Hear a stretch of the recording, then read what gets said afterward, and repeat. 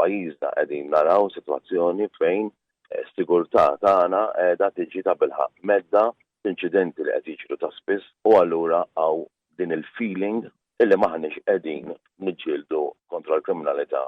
Ex-Star Joe Giglio kellim tal-Partit Nazzjonalista dwar l-intern fejn f'kummenti lil Net News elenka numru ta' proposti li qed jagħmel il-Partit Nazzjonalista fir-rigward tas-sigurtà ta' pajjiżna. Giglio tkellem dwar il-kundizzjonijiet tal-waħx li qed jaħdmu fihom l-uffiċjali tal-Pulizija li jfisser li ma jistgħux jaħdmu kif suppost.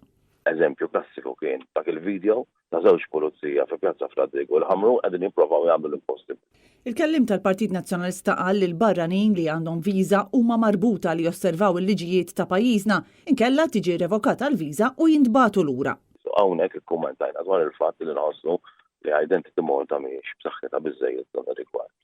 Giglio qal li l-qrati jridu jissaħħu wkoll u trid terġa' tinkiteb il-kodiċi kriminali li tmur lura l-1854. U qal li anke l-armata tista' tgħin. Illi anke l-armata bħalma kienet tagħmel anke fil-modi fil-ġlieda kontra droga tista' wkoll tingħata rwol biex tassisti wkoll biex ikun hawn aktar infurzar u preżenza fil-toroq tagħna. Joe Giglio qal li anke l-aġenziji diversi li jistgħu jassistu fis-sigurtà jeħtieġu t-tisħiħ.